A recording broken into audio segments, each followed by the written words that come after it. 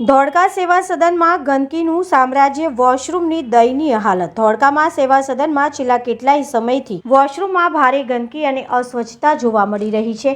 રોજિંદા કામકાજ માટે આવતા અરજદારોને મૂળભૂત સુવિધા તરીકે સ્વચ્છ વોશરૂમ મળવું જોઈએ, પરંતુ હાલ પરિસ્થિતિ અત્યંત ચિંતાજનક બની ગઈ છે। સેવા સદનના વોશરૂમમાં નિયમિત સફાઈ થતી નથી, પાણીની યોગ્ય વ્યવસ્થા નથી અને દુર્ગંધના કારણે અંદર જવું પણ મુશ્કેલ બની ગયું છે। ખાસ કરીને મહિલાઓ, વડીલો અને દિવ્યાંગ અરજદારોને ભારે મુશ્કેલીનો સામનો કરવો પડી રહ્યો છે। મામલતદાર શ્રી, પ્રાંત અધિકારી શ્રી તથા PWD વિભાગના અધિકારીઓ આ બાબતે કોઈ ગંભીરતા દાખવી રહ્યા નથી એવી સ્થાનિક લોકોમાં ચર્ચા છે।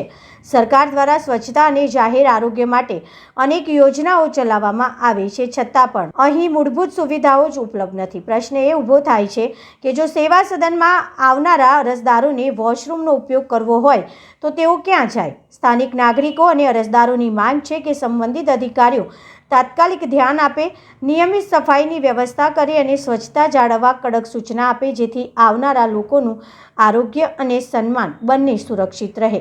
Editor in chief Ganesh Rawat.